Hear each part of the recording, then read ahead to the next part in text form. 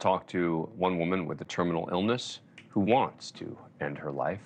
But there's also a possible downside. The practice is becoming more accessible.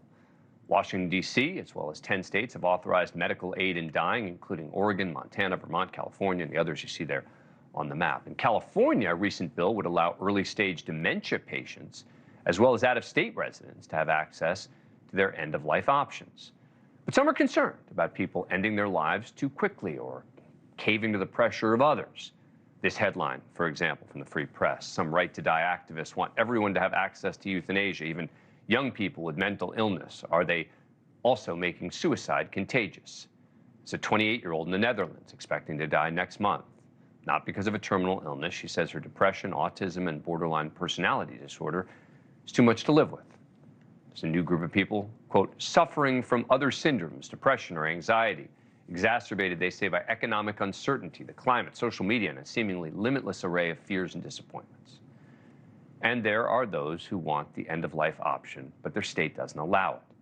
That's the case for our next guest, Diane Kraus, terminally ill patient who is an advocate for the End-of-Life Option Act in Maryland. Thank you very much for coming on the program. Appreciate it. So talk to me about your situation and why you think that this is so important. Well, thank you for having me, Dan. I have metastatic breast cancer, and it has spread to everywhere in my body originally, but now it is primarily only in my brain. And I want it because I used to work in hospice and in home care, and I've seen how people die. And I find that their deaths are often very painful and prolonged, and they're in a semi-vegetative state even at the very end, and have to be cared for, which is fine in some families, but not in every family. And the law in the United States is a lot different than in the Netherlands or in Canada. You can't really access it if you have mental illness. They expect the mental illness would be a suicide in itself, whereas in the law, at least for Maryland, you have to be screened in order to prove that you are not mentally ill. You have to be cleared by 2 doctors in order to get the prescriptions. And you have to ask for it, and there's a long waiting period, and there's other precautions for it. In Canada and in the Netherlands, they have expanded it to be for those with certain disabilities, like that woman you mentioned who's bipolar and has other things, autism and other things.